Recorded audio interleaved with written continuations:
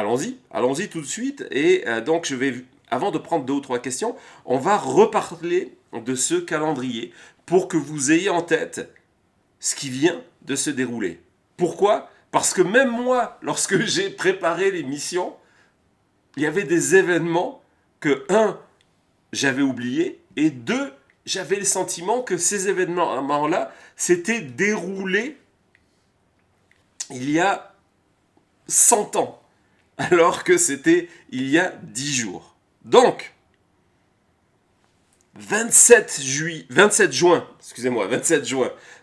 juin à Atlanta, le débat entre Trump et Biden, une première partie de débat catastrophique pour Biden, et du coup, la pression qui commence à monter chez certains cadres, puis élus du Parti démocrate et chez certains médias pour remplacer Joe Biden. C'était que le 27 juin. Ce débat qu'on a vécu en direct, comme les prochains s'ils ont lieu.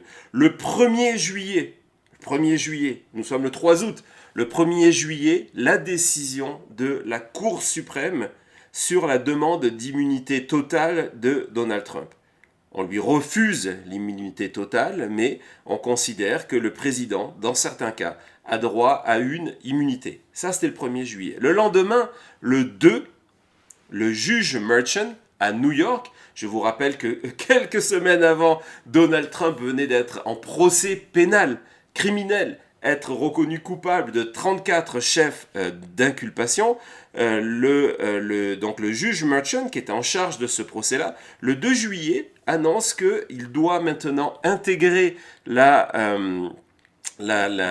nouvelles règles du jeu, si vous voulez, mises par la décision de la Cour suprême, et la sentence de Donald Trump, qui était prévue le 11 juillet, à quelques jours du début de la convention républicaine, est repoussée au 18 septembre. Et là, on se dit, finalement, Donald Trump, c'est à peu près l'homme le plus chanceux du monde.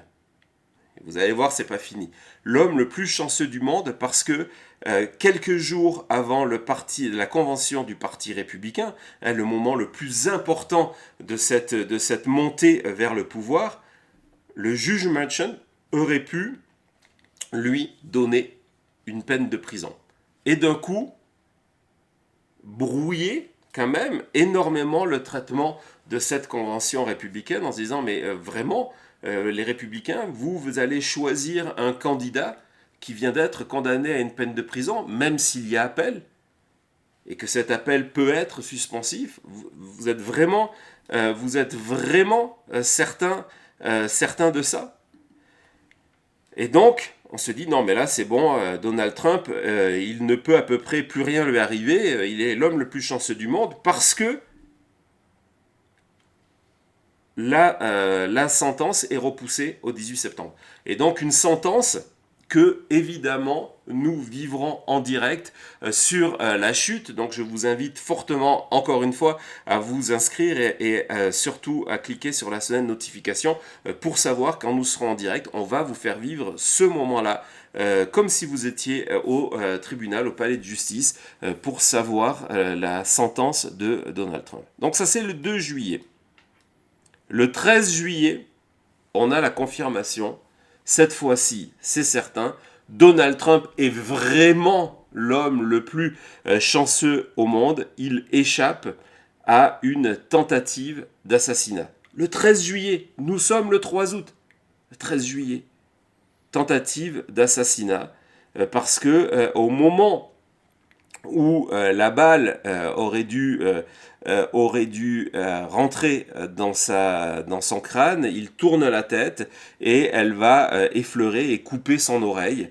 Et donc, ça c'est le 13 juillet.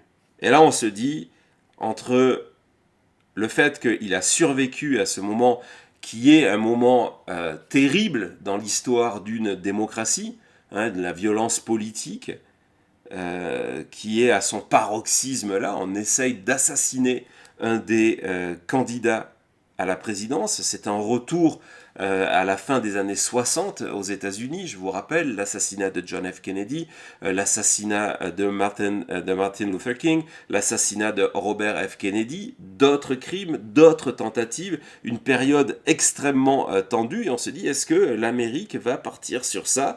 Est-ce que ça ne serait pas la responsabilité des deux parties de faire retomber la pression? Et donc c'est dans cet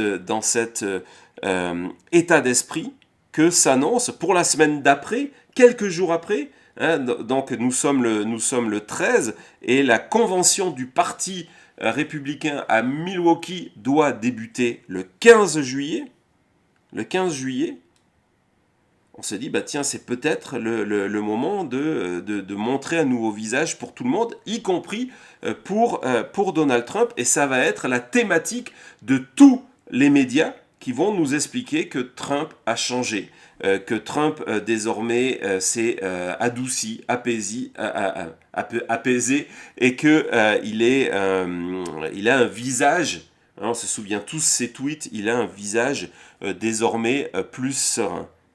Donc le 15 juillet, c'est le début de en soirée, c'est le début de la convention républicaine à Milwaukee. Mais dans la journée, il y a eu deux informations extrêmement importantes et qui sont encore une fois favorables à Donald Trump. Le 15 juillet, la juge Cannon, juge nommée par Donald Trump, une de ses dernières décisions de président avant de quitter la Maison-Blanche le 20 janvier 2021.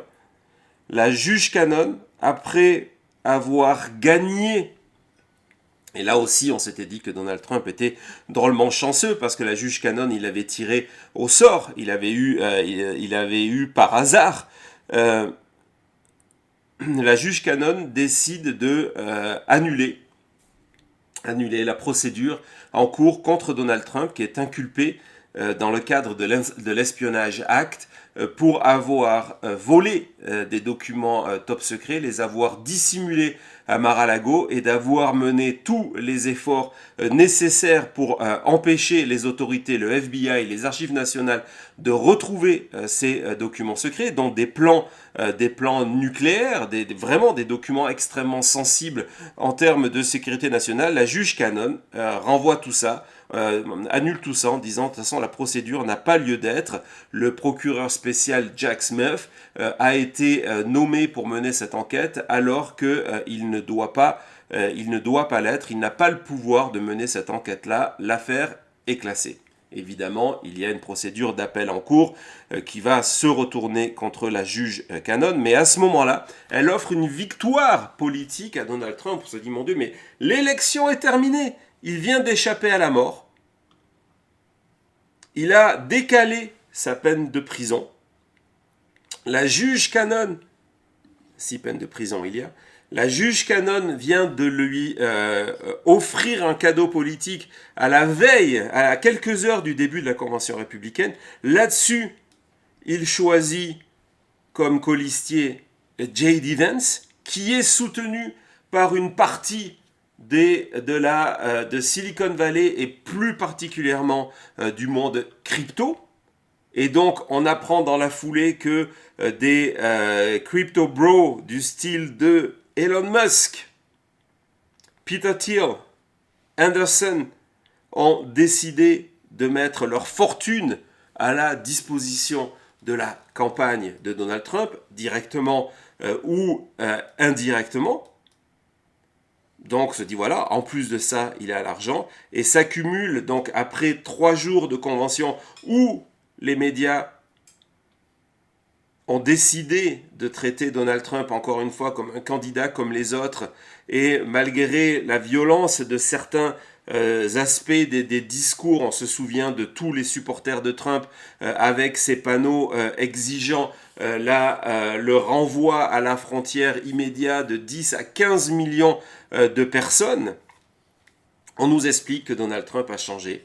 Et puis il y a ce discours de fin, hein, on l'a analysé ensemble, de fin de convention, un discours extrêmement long, plus long que ma présentation, beaucoup plus long que ma présentation. Ça devient le discours le plus long de l'histoire d'une convention politique.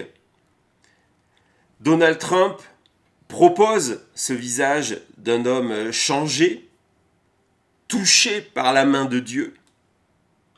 Et puis, il se rend compte que peu à peu, son audience est partiellement en train de s'endormir et l'autre partie de l'audience est en train de pleurer. Et là, il décide de transformer ce moment qui devait le représenter aux yeux de l'Amérique comme un candidat de l'Union. Il décide de le transformer en meeting MAGA et part dans tous ses thèmes, va parler de Hannibal Lecter. Il ne va pas nous parler des requins et des batteries électriques, mais il en est à 2 doigts. La convention se termine.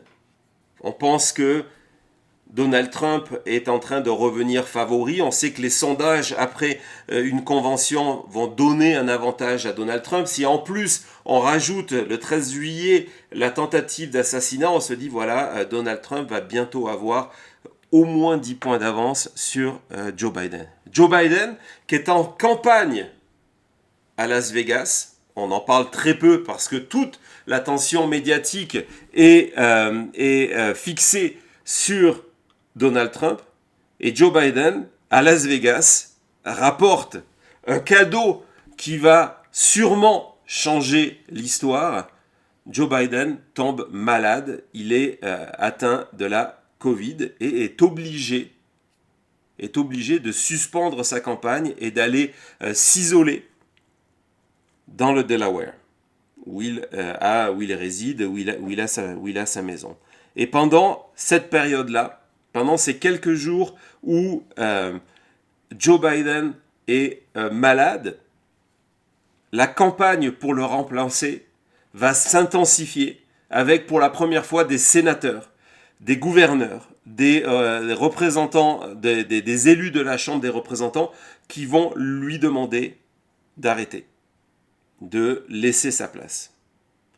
Et là, on craint le pire dans ce scénario-là, s'il abandonne, avec un parti qui va se disputer pour prendre sa place, possiblement au mois d'août, une convention ouverte avec chaque candidat essayant de s'imposer. Mais ça ne va pas se passer. Par contre, le 21 juillet, c'était hier, le 21 juillet, Joe Biden, sur Twitter et sur Instagram, va annoncer dans une lettre, c'est à la mode là, une lettre aux Américains, annonce qu'il se retire de la campagne présidentielle. Ce n'est pas la première fois qu'un président des États-Unis décide de ne pas se présenter à sa réélection. C'est arrivé avec Lyndon B. Johnson, donc LBJ, le successeur de Kennedy, qui a arrêté sa campagne, a annoncé qu'il ne se représenterait pas après un début de primaire raté. Là, ce qui est différent, c'est que il n'y a eu personne d'autre en concurrence vraiment avec Joe Biden pour se présenter aux primaires. Donc, il annonce son retrait. Et dans la foulée, il annonce qu'il soutient Kamala Harris pour prendre sa place. Et là, va s'ouvrir, à mon avis, la semaine la plus folle de l'histoire récente des États-Unis. Oui, encore plus folle qu'une tentative d'assassinat, parce qu'il y en a eu d'autres, malheureusement, contre Donald Trump. Il va y avoir le Parti républicain, le Parti démocrate, qui va s'unir derrière cette candidature. Il n'y a plus question de convention ouverte, il n'est plus question d'intérêt personnel. Tout le monde, peu à peu, se rallie et très rapidement se rallie derrière la candidature de Kamala Harris. Très rapidement, on se rend compte qu'au niveau des délégués qui ont été choisis des primaires, donc les délégués qui ont été élus pour choisir Joe Biden, on est prêt à voter pour Kamala Harris. Il y a un élan populaire sans précédent. Elle bat les records, tous les records de levée de fonds dans ces dons qui sont envoyés par des Américains, on se rend compte que la majorité, ce sont des dons qui sont assez bas, qui démontrent un élan populaire, que 60% des gens qui vont donner de l'argent pour Kamala Harris, et on parle ici en centaines de millions de dollars, ce sont des gens qui contribuent pour la première fois à une campagne électorale. Ce soutien financier s'accompagne par une inscription importante de nouveaux électeurs sur les listes électorales dans plusieurs États, s'accompagne par une vague de volontaires qui viennent aider la campagne de Kamala Harris, et puis la sortie, peu à peu, de premiers sondages, et ce moment complètement fou, alors que historiquement, on devrait être dans une période extrêmement favorable à Donald Trump, tentative d'assassinat, convention. Harris prend de l'avance sur Trump. Elle prend de l'avance sur Trump. Cette prise d'avance est basée sur à la fois un élan populaire de la jeunesse, des minorités, des démocrates qui n'était pas convaincu par l'idée de redonner le pouvoir pendant 4 ans à Joe Biden et qui commençait à se dire « Oh, peut-être je ne vais pas voter » ou « Peut-être je vais aller voter pour un troisième candidat du style de RFK Jr. » Et donc là, tout le monde se met derrière la candidature de Kamala Harris, et événement important, et de l'autre, le début des affaires J.D. Vance, donc le vice-président de Donald Trump, qui commence à être moqué. On va en parler. J'imagine que vous avez des questions sur cette histoire de J.D. Vance et ses prétendues relations sexuelles avec des sofas, des divans. Et à partir de là, la publication de dizaines et des dizaines de véritables remarques de J.D. Vance qui s'attaquent à plusieurs parties de la population, les femmes, principalement les femmes, et donc qui va permettre non seulement d'affaiblir le ticket, il devient, ça aussi c'est complètement nouveau, il devient le VP le moins aimé de l'histoire des États-Unis en sortie d'une convention, et puis il entraîne peu à peu Donald Trump dans sa chute en permettant aux démocrates, aux médias et aux réseaux sociaux d'attacher l'étiquette de weird, étrange, bizarre, louche, chelou, zarbi. On a vraiment essayé de trouver la signification de ce mot hier sur le chat. Si vous avez des idées, n'hésitez pas.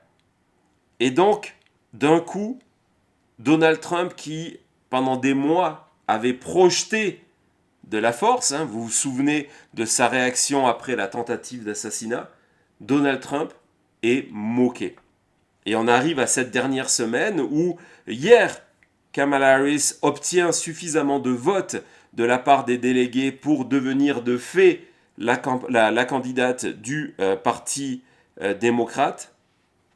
La polémique sur le débat, on va en parler.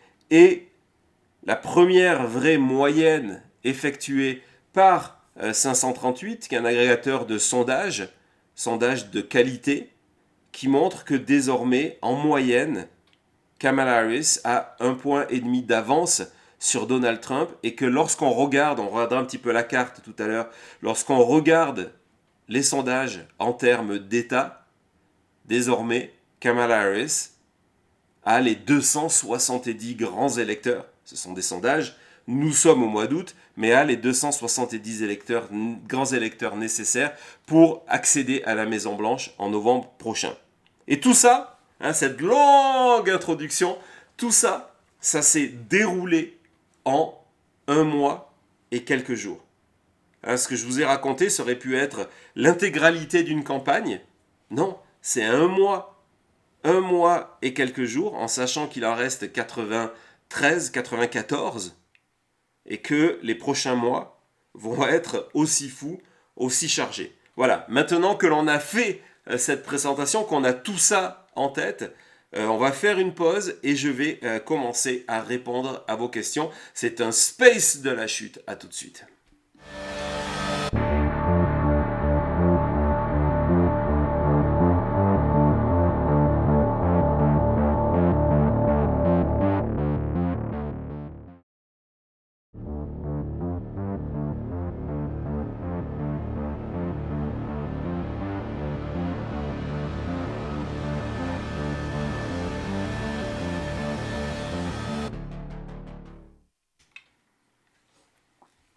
Voilà, nous revoilà. Merci d'être aussi nombreux. Et puis, merci depuis la RDC. Ben, merci beaucoup. Effectivement, on a beaucoup de monde aujourd'hui qui nous suit depuis l'Afrique. Bienvenue, bienvenue à tout le monde. C'est vraiment, ça nous touche énormément de savoir que notre émission, parce que au-delà de ce qu'on vous raconte sur l'élection américaine, c'est une émission qui est pro-démocratie. Maintenant, Média est un média pro-démocratie, j'ai pas dit démocrate, pro-démocratie, ou que la démocratie soit en jeu, soit menacée. Les mécanismes que l'on vous raconte ici autour des fake news, de la manipulation, de la rumeur, l'utilisation des réseaux sociaux, les montées des mouvements populistes, ce sont des règles que vous pouvez appliquer chez vous. Donc ça nous fait extrêmement plaisir de voir que vous êtes ici depuis le monde entier. Merci également à Marie qui est devenue une membre de l'équipe Team Les Chutistes, donc qui peut utiliser nos emojis. Pareil pour Defcon Art, on a plein de nouvelles emojis ou des émoticons. Émoticône ou émoticon, on dit comme ça au Québec. Je suis désolé si j'ai mal prononcé le nom. Vous avez vu que parmi les nouveautés, on a Kamala Harris, on a J.D. Vance. On parlera de J.D. Vance et de son divan un petit peu plus tard. Ne quittez pas. Et effectivement, comme vous l'écrit Thomas, il prépare quelque chose pour la semaine prochaine. Merci également à Isabelle qui est heureuse de voir que c'est un space et qu'on va prendre des questions. Donc on commence tout de suite. Vas-y Thomas, donne-nous une question et puis je vais basculer de temps en temps entre les questions qui sont dans le chat en donnant évidemment la priorité au direct et aux personnes qui sont dans le chat sur YouTube, et de temps en temps je vais basculer sur X où il y a eu quelques questions aussi qui sont vraiment intéressantes. Donc on commence par Timo Gus. Donc j'imagine que Timo est au Québec, qui nous dit: pourquoi le sujet si important autour de la tentative d'assassinat de Trump semble occulté? Des questions sans réponse, l'enquête qui en profite. Globalement, je pense qu'en fait, l'enquête sur l'assassinat, sur la tentative d'assassinat, c'est quelque chose qui va prendre du temps. On sait qu'il y a eu une multitude de failles, entre autres par le Secret Service, donc qui mérite de prendre du temps. Une enquête, en général, ça prend du temps. Remonter sur les motivations, par exemple, de Thomas Crooks, le tireur, c'est quelque chose qui prend du temps parce que, contrairement à d'autres tireurs de masse, il n'a pas laissé un manifeste où il explique ses raisons. Donc, il faut être patient. 2, c'est une affaire, soyons clairs, que si elle s'était déroulée à un moment autre que la campagne électorale, elle serait mise plus en avant. Il n'y a aucun doute là-dessus. Elle a été balayée par ce que je viens de vous raconter, et entre autres la décision de Biden. Nous, à la chute, c'est un sujet qui nous intéresse. Ça fait plusieurs fois qu'on prépare une émission spéciale là-dessus pour vous présenter les nouvelles preuves, les nouveaux documents. Il y a des nouvelles vidéos qui sont sorties. Il y a eu des auditions au niveau de la Chambre des représentants. Il y a eu la démission de la directrice du Secret Service. Pour l'instant, l'actualité, qui est complètement folle, ne nous a pas permis de faire cela. Et je pense que ça sera vraiment une nécessité de le faire, et c'est dit sans prétention, parce que c'est aussi, comme n'importe quel événement majeur, et d'autant plus en 2024, c'est aussi un sujet à de nombreuses conspirations. On peut ne pas s'inscrire dans les théories du complot et avoir aussi des questions. C'est complètement légitime. Donc on va essayer d'aller dans une émission prochainement, sûrement après la convention démocrate, parce qu'avant ça va être très compliqué, mais c'est un sujet que l'on va revisiter. Vous avez été très nombreux à nous le demander, et donc voilà, c'est prévu. Alors, on a une autre question, Thomas? On a une question de, cette fois-ci, de Nadia qui dit: Est-ce que Trump attend la nomination du VP démocrate pour agir contre J.D. Vance? On aura un dossier J.D. Vance tout à l'heure. C'est possible. Bon, déjà, il n'y a pas de certitude qu'il va virer J.D. Vance pour différentes raisons. La principale, c'est qu'avec J.D. Vance arrive l'argent d'une partie de ces milliardaires dont je vous ai parlé tout à l'heure, qui, avant la nomination de J.D. Vance, avaient refusé d'ouvrir leur bourse, leur porte-monnaie, leur portefeuille, et donc qui avaient refusé de soutenir Donald Trump. Donald Trump a un besoin crucial de cet argent-là parce que il est au cœur de sa stratégie électorale. On le sait, il va mettre chaque mois en avant les dons qui sont donnés par la communauté MAGA, mais on sait que principalement ces dons viennent payer pour ses frais judiciaires, et vu l'actualité judiciaire qui se présente pour Donald Trump dans les prochains mois, dans les prochaines semaines même, avec la juge Chutkan qui vient de donner ce matin même, donc c'est dans l'affaire du 6 janvier, dans la tentative de coup d'État, elle vient de convoquer tout le monde au tribunal pour le 16, je crois que c'est le 16 août, donc une partie des dons, Donald Trump les utilise pour payer ses avocats. Il y a une autre partie qui sont, et c'est complètement scandaleux, qui sont payés pour le train de vie de Donald Trump et de sa famille, de ses proches. Et il faut savoir que les dons de ces supporters, qui sont souvent des gens de milieux complètement modestes, qui vont décider de donner de l'argent en prenant sur leur retraite, par exemple, il y a environ 400 000 dollars par an qui vont payer le coiffeur de Melania Trump. Donc, Trump a besoin d'argent parce que l'essentiel de ses dons est utilisé pour autre chose, et il a besoin d'argent parce que sa stratégie électorale a été, contrairement aux démocrates, on en a parlé plusieurs fois, on en a parlé hier entre autres avec Pierre Martin, sa stratégie électorale a été de se dire: on ne va pas être présent en amont sur le terrain. Alors qu'être présent en amont sur le terrain, c'est essentiel pour s'assurer que les gens soient inscrits sur la liste électorale, pour s'assurer que les gens aillent bien voter, pour les amener à voter, pour les convaincre de parler à leur famille, à leurs amis, à leurs collègues de bureau de la nécessité d'aller voter. D'abord, c'était Joe Biden, ou maintenant Kamala Harris.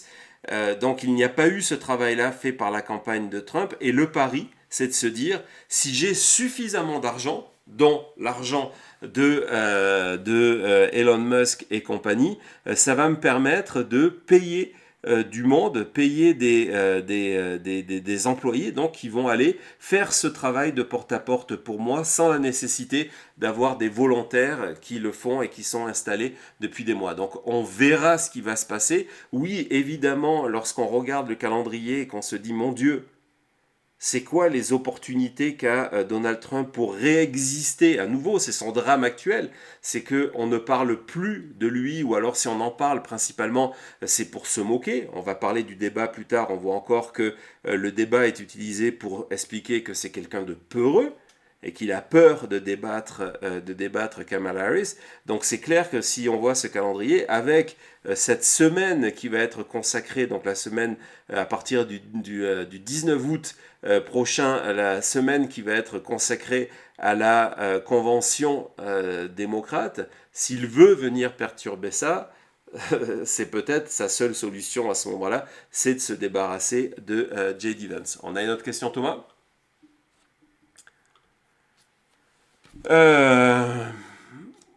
Donc Ben Tier qui dit: vous ne parlez pas de l'intervention catastrophique de Donald Trump devant la convention de l'Association nationale des journalistes noirs. Parce que, figure-toi, on va se tutoyer, on avait une émission spéciale, Thomas d'ailleurs avait fait le visuel.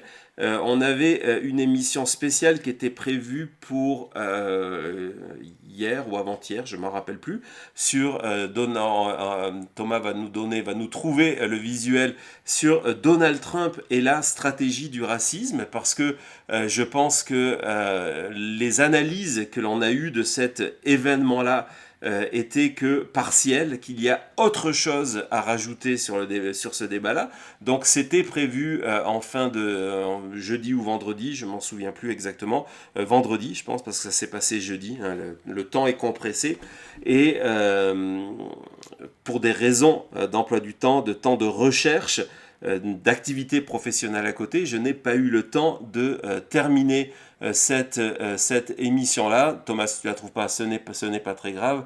Je n'ai pas eu le temps de terminer cette émission-là, mais évidemment, c'est un sujet sur lequel on va revenir, donc je vais en parler dès qu'on va trouver le temps, parce que c'est un élément essentiel.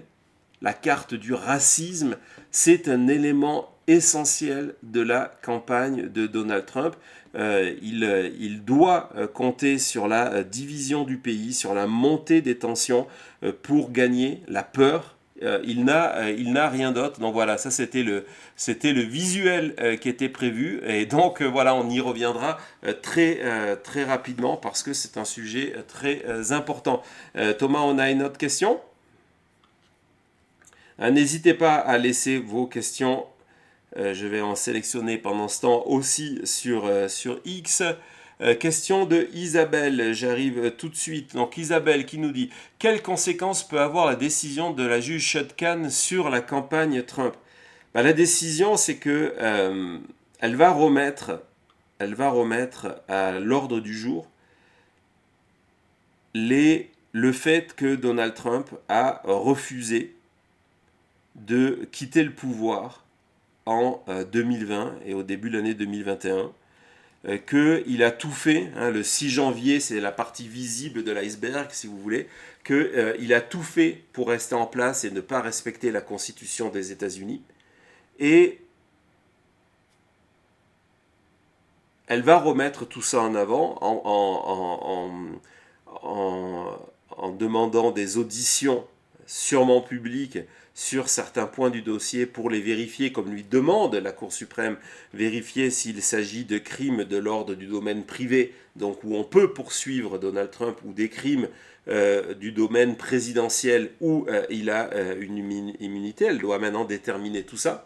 Elle peut le faire publiquement, donc dans le cadre de mini-procès où on pourrait entendre sous serment des Mike Pence, le vice-président de Donald Trump, des Bill Barr, son ancien ministre de la Justice. On pourrait avoir des preuves, des documents. On sait que la enquête du procureur spécial Smith a permis, entre autres, d'avoir accès au téléphone de Donald Trump et d'avoir accès à ses messages privés, à ses DM sur Twitter, etc., etc. Donc elle pourrait présenter ça. Et pourquoi c'est important? Parce que tout ça arrive à un moment, hein, c'est un sujet dont on vous a parlé très souvent, où l'opinion publique américaine commence à s'intéresser fortement à la campagne présidentielle. Jusqu'à présent, on le voit, hein, vous êtes sûrement plus informés que n'importe quel citoyen américain en suivant la chute. Là, donc, on va avoir des Américains qui vont se dire, tiens, ah d'accord, lorsque Trump était au pouvoir, il a tout fait pour l'empêcher. Ça a cumulé avec le 6 janvier, avec des images d'une violence insoutenable, avec des victimes. Et donc ça peut vraiment avoir des effets négatifs sur la campagne de Donald Trump. Ça va être extrêmement intéressant.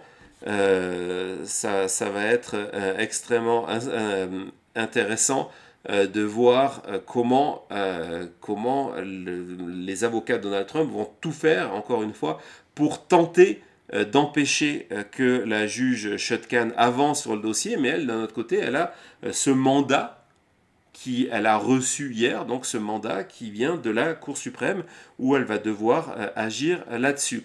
Je vais prendre une question, je sais qu'il y en a d'autres. Très bien, hein, n'hésitez pas, allez-y, on est vraiment là pour ça. Je vais prendre une question sur X, cette fois-ci, de French Jean-Guy, qui nous dit: dans quelle mesure maintenant les républicains se décideraient à envisager de changer Trump par un autre? Est-ce que c'est trop tard? Est-ce que c'est verrouillé? Donc je vous disais que, merci pour la question d'abord, je vous disais qu'en début d'émission que c'était un des thèmes qui avait été mis en avant par certains gros comptes, certains qui sont maintenant des comptes de anti-Trump, comme celui de Anthony Scaramucci, qui était un des conseillers de Trump, qui n'est pas resté très longtemps, ça s'est mesuré en jours, ça a créé une nouvelle unité de temps, le Scaramucci d'ailleurs, qui a dit qu'il était persuadé qu'à un moment ou à un autre, Trump allait abandonner la campagne présidentielle. Il y a eu aussi des podcasteurs, blogueurs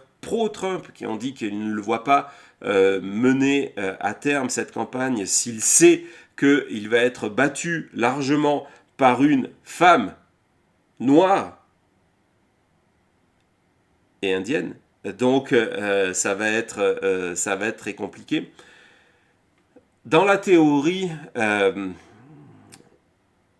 oui, il est le candidat désigné du Parti républicain et ce n'est pas verrouillé.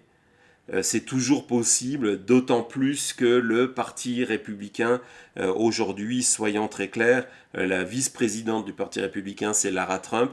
Il a fait une prise de contrôle totale sur le Parti républicain en installant uniquement sa famille et des très très proches. Donc s'il faut changer une règle c'est possible. Mais il ne faut pas oublier la raison pour laquelle Donald Trump est candidat aujourd'hui. Donald Trump est candidat dans cette élection de 2024 parce qu'il n'a pas le choix. C'est soit la Maison-Blanche, soit un pénitencier fédéral, ou une prison en Géorgie. Il n'a pas le choix. Et c'est pour ça que je l'ai toujours dit, hein, si vous vous souvenez de la première émission de La Chute, le 20 décembre 2020, avant le 6 janvier, je vous avais mis en garde, j'avais dit attention, lorsque Donald Trump est coincé contre le mur, qu'il n'a plus d'options et qu'il joue pour sa survie, c'est là qu'il devient le plus dangereux. Et c'est pour ça que ces prochains mois sont à la fois passionnants à vivre, mais sont aussi un petit peu, je ne vous le cache pas, en résidant aux États-Unis, sont aussi un peu angoissants parce que Donald Trump est prêt à tout pour gagner. Et autant vous prévenir, je tweetais là-dessus hier en répondant à quelqu'un qui posait une question, ou tôt ce matin, en expliquant la probabilité que la campagne américaine, que ce cycle électoral américain termine le 5 novembre prochain, elle est quasi nulle. Je ne vois pas dans quel scénario Donald Trump, s'il perd, va accepter sa défaite. Et donc ça aussi, ça va être un sujet extrêmement intéressant, parce qu'il a mis en place des mécanismes avec des alliés placés dans tel ou tel État pour tenter, encore une fois, de ne pas respecter le résultat des urnes. Ça va être une période extrêmement intéressante, extrêmement passionnante, mais extrêmement tendue et dangereuse pour les États-Unis. Parce que pour Donald Trump, c'est la Maison-Blanche ou la prison. Donc c'est pour ça que je ne le vois pas, quelles que soient les conditions dans les sondages, abandonner sa candidature. Ce qu'on va voir à mesure que les sondages continuent à être favorables à Kamala Harris, et les chiffres vont encore s'améliorer pour Kamala Harris. La semaine prochaine, on sera en direct, elle va choisir son colistier, puis il va y avoir la convention démocrate qui va lui donner un boost dans les sondages. On sera aussi en direct pour tous ces événements-là. Donc l'écart va continuer à s'agrandir. Et donc, on va entendre quoi? Donald Trump parler de plus en plus du fait que l'élection va être truquée.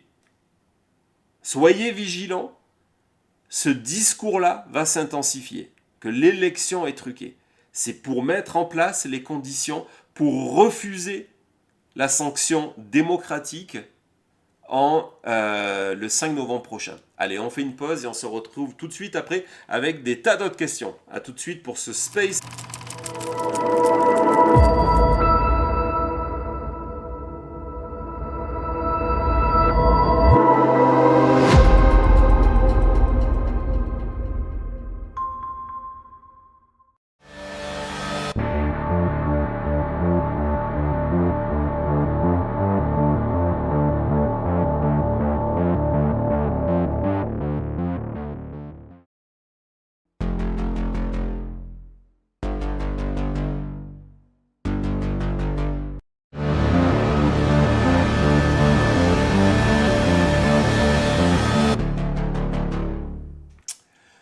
Merci, nous sommes près de 3000 en direct en additionnant YouTube et X. Merci beaucoup. Si encore une fois vous êtes sur X, n'hésitez pas à venir nous voir, à participer à nos discussions dans le chat et à vous abonner à la chaîne, à cliquer sur la sonnette de notification. C'est complètement gratuit et vu les événements des prochains jours, des prochaines semaines et du prochain mois, c'est vraiment une bonne idée de cliquer sur cette sonnette de notification. Et si vous êtes en chat et que ce n'est pas encore le cas, que vous nous regardez sur YouTube, allez-y. Hein, c'est un clic, c'est fait.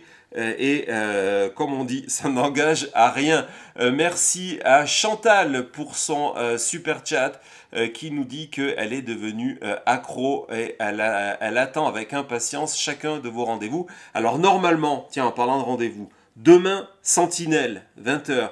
Lundi, la chute à donc 14h au Québec, 20h France, 14h au Québec, vous l'avez compris, ce sont nos horaires. Lundi, une émission spéciale de la chute, normalement soit le baromètre qui est enfin terminé, vous allez voir, j'ai des choses que vous n'avez pas lues, vues, entendues ailleurs, des chiffres qui sont complètement frais, qui sont nouveaux et qui vont vous étonner. Et je ne parle pas ici de sondage. Donc soit le baromètre, soit une édition spéciale si le nom du VP, du colistier du colistier de Kamala Harris est connu. Mardi, le premier meeting de campagne en direct de Philadelphie justement de Kamala Harris et de son colistier. Et puis après, mercredi, normalement, si tout va bien, on va prendre quelques jours de vacances. Donc désolé pour les accros, on va prendre quelques jours de vacances pour revenir en forme vers cette dernière ligne droite qui va débuter avec la convention démocrate. Donc voilà, dimanche Sentinelle, lundi la chute, mardi la chute, mercredi les vacances. On verra ça. Chaque fois qu'on a l'intention de prendre des vacances, il se passe quelque chose qui fait que finalement nous sommes avec vous. Mais bon, c'est toujours un plaisir de vous retrouver. En tout cas, merci pour le super chat. Vous le savez, nous sommes une émission 100% indépendante. Il n'y a pas une rédaction derrière qui nous soutient. Il n'y a pas un groupe hein, le groupe Bolloré, il n'est pas là pour nous soutenir. Donc c'est vraiment la chute, c'est nous et puis c'est surtout vous. Merci beaucoup. C'est important au-delà de la chute de soutenir le journalisme indépendant. On verra tout à l'heure lorsqu'on va ouvrir le dossier du débat. Et je voudrais remercier Marie Lapierre pour son super stickers. Merci beaucoup de ta confiance, merci de ton soutien, merci de nous envoyer de la force. Thomas, je vais passer une question là qui est complètement d'actualité de Zgur sur Twitter, sur X, qui nous dit: je viens de voir que Jimmy Carter, hein, qui va avoir 100 ans, a dit, hein, c'est une révélation, aurait dit, en tout cas c'est une révélation partagée par un de ses fils, il aurait dit vouloir tenir jusqu'à, donc survivre, jusqu'à pouvoir voter pour Kamala Harris et voter donc contre Donald Trump. Et donc Zgur me demande s'il vote par correspondance, donc en avance, comme c'est possible dans différents États américains, je vais y revenir, mais qu'il décède avant novembre, est-ce que son vote sera comptabilisé? C'est une question extrêmement intéressante. Son vote sera comptabilisé. Après, en Géorgie, je ne sais pas à partir de quelle date, j'ai pas eu le temps d'aller vérifier, à partir de quelle date, parce que là aussi, on rentre dans une spécificité américaine. Je vous rappelle que à partir du 6 septembre, hein, dans une trentaine de jours, le 6 septembre, par exemple, en Caroline du Nord, qui va être un des États clés que les démocrates comptent prendre à Donald Trump, le vote par correspondance va techniquement débuter le 6 septembre lorsque on envoie les bulletins de vote. Donc c'est pour ça que toutes les décisions, est-ce que c'est Donald Trump, est-ce que c'est J.D. Vance ou est-ce que c'est d'autres personnes, doivent être prises très rapidement parce que le 6 septembre, les bulletins de vote, donc imprimés, doivent être envoyés aux citoyens de Caroline du Nord qui ont demandé de voter par correspondance. Et à partir de cette date-là, d'ici la fin du mois de septembre, il y a 3-4 autres États qui vont ouvrir ce vote par avance. Donc il faudra aller voir les règles de la Géorgie. Je sais que ce vote en avance, par avance existe. Du moment que le document, le bulletin de vote a été signé légalement au moment où il a été envoyé, ce bulletin de vote comptera. Donc même dans le cas où le jour de l'élection, qui est maintenant plus une date symbolique qu'autre chose, parce que l'élection est techniquement ouverte, donc il a voté lorsque c'était une période où c'était légalement autorisé. Le vote de Jimmy Carter, s'il vient à décéder avant le 5 novembre, sera comptabilisé. Voilà, c'était très précis comme question, mais c'est une question intéressante. Merci Zgur sur X. On retourne sur cette fois-ci sur le chat où il y a d'autres questions. N'hésitez pas. Alors, en parlant donc de prochaines émissions, apparemment, Tom nous demande est-ce que j'envisage de faire une émission sur comment Trump va encore essayer de tricher, refuser de certifier dans certains comtés, etc., etc.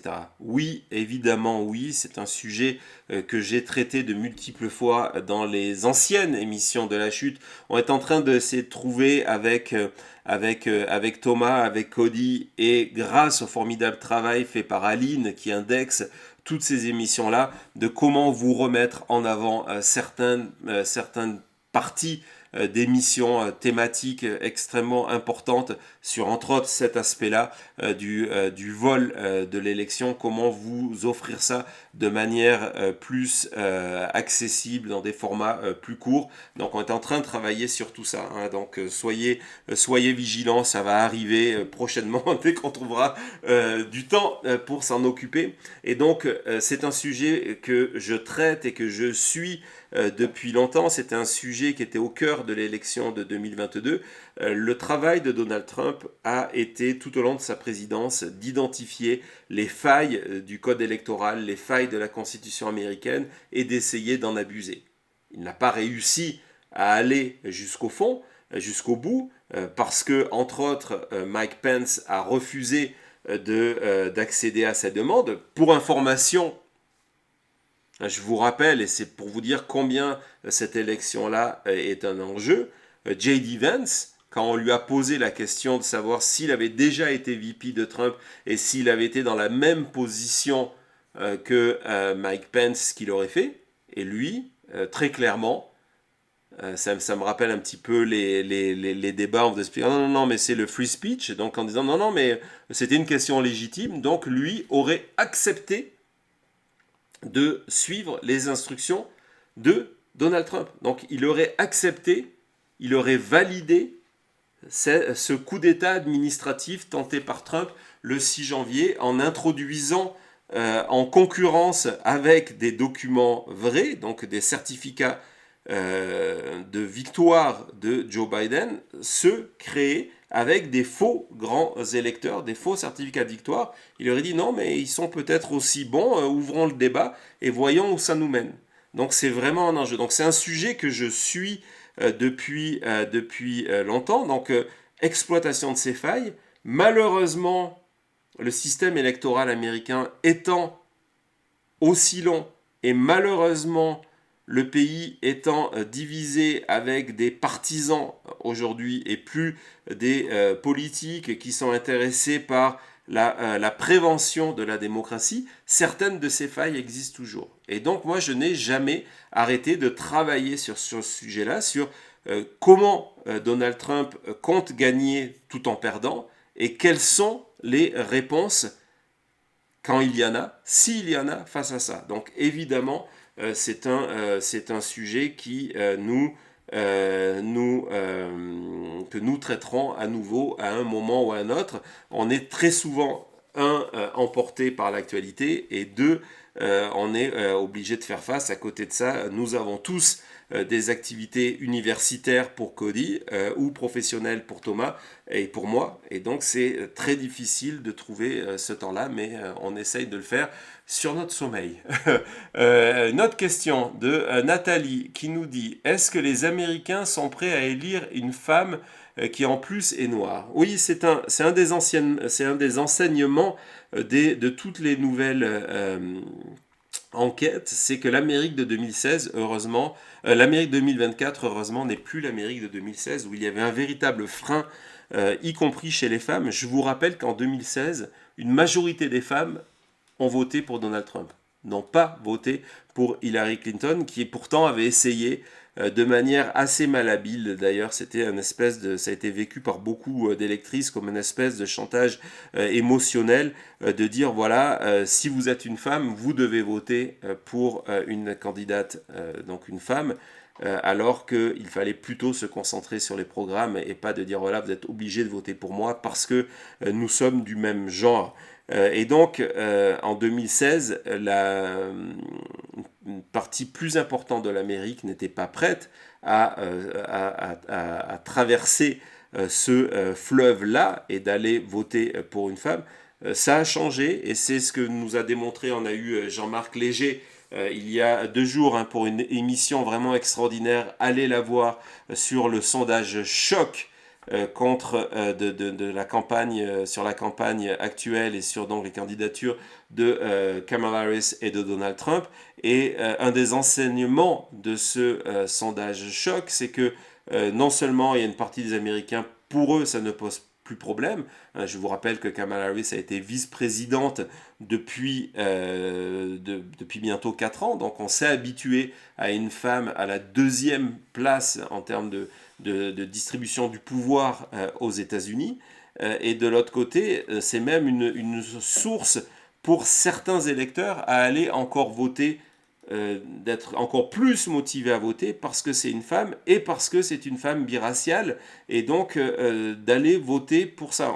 Obama est passé par là, et donc tout ça a changé. Et c'est pour ça aussi que Trump joue la carte du racisme. Parce que à travers ce qui s'est passé il y a quelques jours, il est en train de dire lors du congrès des journalistes noirs, il est en train d'essayer de réveiller ses électeurs en disant mais regardez, qu'elle soit indienne ou qu'elle soit noire, elle est surtout pas blanche.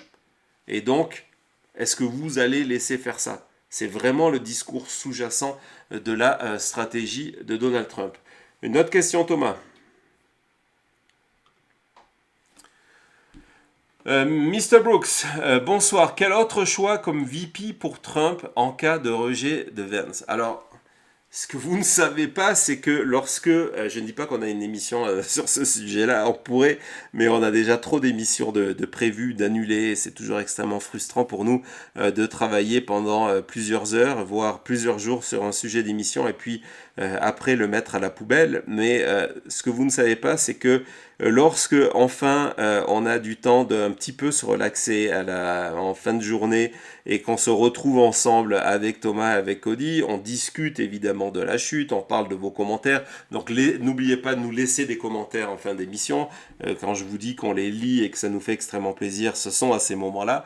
Et depuis quelque temps, on a cette espèce de conversation complètement virtuelle. Et si, et si, et si. Donc ce qui est évident, c'est que volontairement ou involontairement, la décision de Joe Biden de attendre la fin de la convention républicaine pour annoncer son retrait est venue handicaper la campagne de Donald Trump parce que du coup, son choix de VP, J.D. Vance, n'est plus adapté à la nouvelle donne, n'est plus adapté à la donne d'une candidate plus jeune, représentante de communautés minoritaires, une femme en plus, et donc son VP qui était là pour aller séduire encore plus sa base, essayer de venir de gagner. Je vous rappelle que J.D. Vance est un élu de l'Ohio, et donc d'essayer de gagner dans les États limitrophes qui sont des États démocrates en appelant à cette même population, ce même style de population. D'un coup, on se dit, mais non, mais la candidature de J.D. Vance, en fait, elle est plus adaptée parce que les circonstances ont changé, volontairement ou involontairement. Si c'est volontaire de la part de Joe Biden, c'est un coup de génie. C'est aussi, on peut le regretter en disant, on aurait pu suivre les règles de manière normale. Il faut aussi noter cette dimension-là. C'est un coup de génie, mais ça ouvre aussi la porte à un retour de coup de génie plus tard, peut-être dans cette campagne ou dans une campagne prochaine, de ne pas avoir respecté vraiment des règles qui ne sont pas écrites, mais des règles habituelles où il n'y a pas de changement aussi tard et surtout au lendemain de la convention du candidat de l'autre parti. Ça va poser aussi une question dans 4 ans sur le calendrier de ces conventions. Qui fait en premier sa convention? Parce que il y a vraiment maintenant un intérêt d'être celui qui a sa convention en dernier, le plus tard possible, parce que c'est le dernier qui parle, au lieu d'être le premier, hein, et donc qui s'engage sur des candidats, et puis finalement, face à lui, il y en a d'autres. L'essentiel de la convention démocrate, de la convention républicaine, c'était des discours anti-Biden. Biden n'est plus là. Et donc, on se pose la question, lorsqu'on se retrouve, de se dire, mais qui pour faire face? Et en fait, Donald Trump a peu d'options. Il a peu d'options parce que aujourd'hui, les personnalités MAGA sont rejetées et moquées en général, et il a peu d'options parce que les candidats qui pourraient venir l'aider aujourd'hui, je pense ici à Nikki Haley ou à Ron DeSantis, qui sont populaires et qui ont cette image de futur présidentiable, justement parce qu'ils ont cette image de futur présidentiable, ils n'ont désormais plus rien à gagner de venir s'associer à une campagne qui peut perdre. Nikki Haley est extrêmement ambitieuse. C'est son droit. C'est au nom de cette ambition qu'elle change d'avis assez fréquemment sur pour qui elle est. Un jour, elle est opposée à Donald Trump. Le lendemain, elle lui adresse son soutien. C'est pas quelque chose qui date de 2024. Ça a été la carrière de Nikki Haley par rapport à Trump depuis 2015. Aujourd'hui, Nikki Haley, si elle pense à 2028, elle n'a aucun intérêt à venir s'associer avec Donald Trump. Pareil pour Ron DeSantis.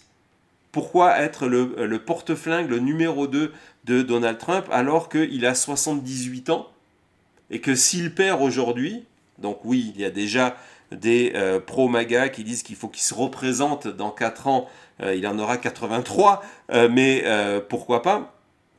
Et donc l'idée de se dire non mais pourquoi aller l'aider maintenant, me griller, me faire détruire parce que c'est les campagnes négatives, etc., et compromettre mes chances pour 2028. Donc, lorsqu'on élimine ça, lorsqu'on élimine le fait que les candidats qui sont proches de lui, qui sont MAGA, sont trop extrémistes pour élargir, je pense ici à Marjorie Taylor Greene, des Lauren Boebert, etc., etc., il ne reste pas grand monde. Il y avait l'option qui a été cultivée pendant assez longtemps de Kristi Noem, qui est la gouverneure du Dakota, du Sud, je crois. Et Kristi Noem, son problème, c'est que justement, dans sa campagne pour avoir une réputation nationale, pour qu'on parle d'elle, elle a suivi tout ce qu'il fallait faire, c'est-à-dire les meetings, les voyages à l'étranger, les voyages comme si on allait à Lourdes, d'aller à Mar-a-Lago avec Donald Trump, et la sortie d'un livre. Mais dans ce livre-là, pour montrer qu'elle était aussi dure dans ses choix et qu'elle était prête à faire des choix difficiles, elle a raconté comment elle a tué Cricket, la chienne de la famille, parce qu'elle a trouvé trop agressive. Donc Donald Trump ne peut pas s'associer avec une tueuse de chiens. Donc il reste qui? Il reste peut-être Marco Rubio, qui était un nom qui a été poussé jusqu'au bout par plusieurs républicains jusqu'à la veille, jusqu'au dimanche avant la décision de J.D. Vance, parce que Marco Rubio, c'est à la fois quelqu'un qui représente aussi les communautés hispaniques et qui a un vote extrêmement important. C'est un homme d'État, c'est un sénateur en Floride depuis très longtemps, qui a une image un peu plus centriste que d'autres, donc peut-être un Marco Rubio, peut-être un Tim Scott en Caroline du Sud pour le vote noir, mais face à Kamala, Tim Scott, il n'a aucune chance. Donc c'est un choix extrêmement difficile. Allez, on fait une petite pause et puis on se retrouve pour quelques questions.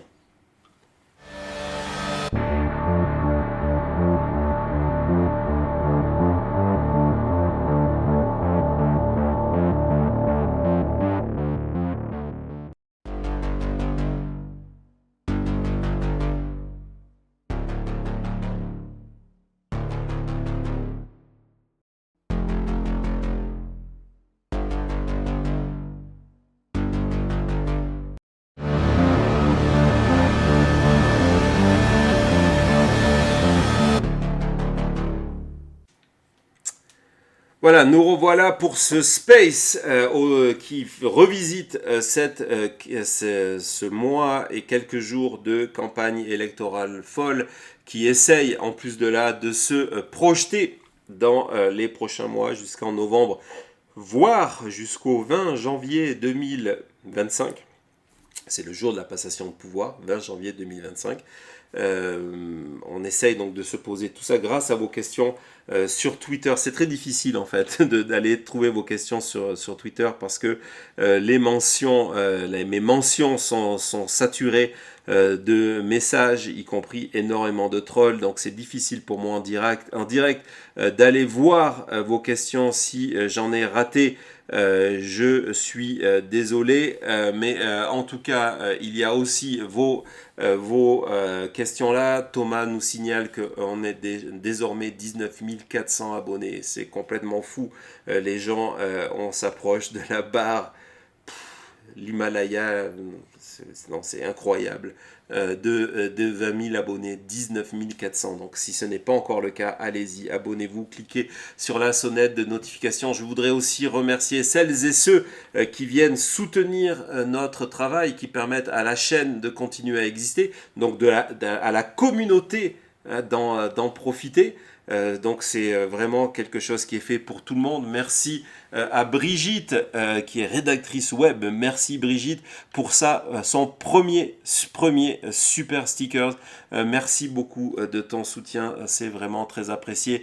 Merci également à Nathalie, et comme du coup c'est pas ton premier super sticker, merci aussi à toutes celles et ceux qui le font régulièrement et qui nous permettent de continuer. Et donc Véro, Bruno, tout le monde demande les 20 000. On s'en approche. Peut-être, on aura la révélation des 20 000 au moment où on aura la révélation du nom du VP, du colistier de Kamala Harris. On verra ça. J'ai retrouvé, Thomas, avant de partir sur les questions sur le chat, une question sur X qui est posée par Anne-Marie Laporte, qui va nous regarder en replay, en rediffusion. Donc, très bien. Donc, elle aura sa réponse en rediffusion. Et d'ailleurs, celles et ceux qui viennent nous soutenir via Super Thanks en replay, on ne peut pas vous remercier forcément en direct. Donc, j'en profite ici pour vous remercier au nom de la chute et de Maintenant Média. Merci beaucoup. Et donc, elle nous demande, et c'est un point extrêmement intéressant, en tant qu'actuelle VP, donc elle est vice-présidente, est-ce que Kamala Harris, est-ce que ça sera elle qui validera sa potentielle élection? C'est une très très bonne question, donc je vous explique un petit peu. Et justement, on revient sur ce 6 janvier. Donc le 6 janvier 2021, mais du coup le 6 janvier 2025, il y a tout un processus, un calendrier électoral qui est défini, qui démarre le 5, donc avec l'élection, avec après chaque État. Chaque État a des dates différentes, donc je ne vais pas vous donner les dates maintenant de 50 États. Donc les États valident les résultats. Donc il y a une période où la possibilité légale de contester les résultats des élections est ouverte. Hein, c'est dans le cadre de la démocratie. Il n'y a pas de problème de contester de manière légale lorsque la période est là, d'aller devant les tribunaux. C'est d'ailleurs ce qu'a fait Donald Trump, et il a perdu 65 fois parce qu'il n'y avait pas de fraude électorale.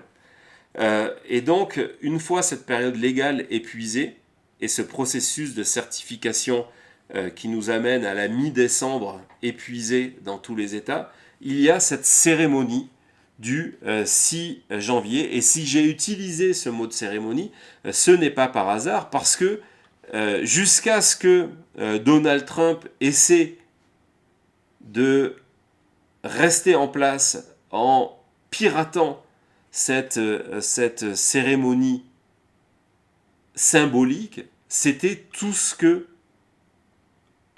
rien d'autre que ça. C'est-à-dire c'était un moment où le VP, le vice-président, donc Mike Pence en 2021, Kamala Harris en 2024,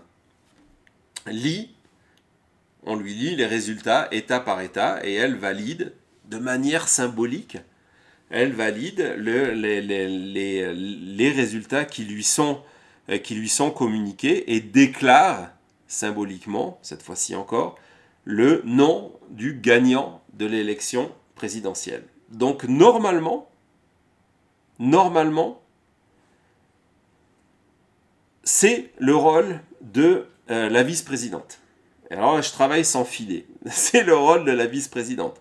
Maintenant, on se pose la question de est-ce que la vice-présidente peut valider un résultat où elle est elle-même candidate? Je pense que oui.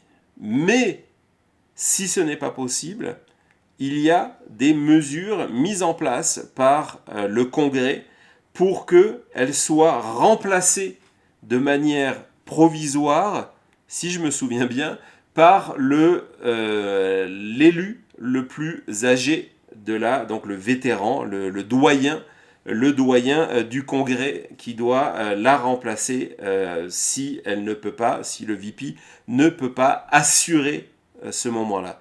Est-ce que ça sera le cas ou est-ce qu'elle-même va valider son élection si elle est élue? On verra. Je ne pense pas de mémoire qu'il y ait une disposition qui lui interdise de de ne pas venir jouer son rôle de vice-présidente, mais c'est possible que pour une dimension en termes d'image, elle se fasse remplacer par quelqu'un. On verra ça. En tout cas, merci pour la question. On part sur d'autres questions. N'hésitez pas, allez-y. On est encore là pour un petit moment. On va parler évidemment de débat et de J.D. Vance. Après, on a pas mal d'informations à vous partager sur ces sujets-là, des vidéos à vous montrer. On va prendre une question d'Anto qui est habitué au space, les space plutôt sur X où il intervient à chaque fois. Merci en tout cas Anto de ta fidélité. Et Anto nous dit le momentum Kamala Harris se reportera-t-il naturellement sur les candidats au Sénat ou au Congrès? Et oui, y a-t-il des choses qui le montrent? Il y a l'histoire qui le montre. C'est que généralement, lorsque le président, le haut du ticket, donc le candidat à la présidence performe bien. Le reste du ticket, vous savez, donc aux États-Unis, le jour de l'élection, on ne vote pas que pour le président et le vice-président des États-Unis. On vote aussi pour des élus de la Chambre des représentants, des élus du Sénat et d'autres élus dans des tas de positions. C'est vraiment... On vous montrera à quoi ressemble notre bulletin de vote au Nevada. Vous allez voir, c'est souvent plusieurs pages de vote de candidats à choisir. Et donc, quand il y a un enthousiasme au niveau des candidats du haut du ticket, les gens ont tendance à voter tout démocrate ou tout républicain.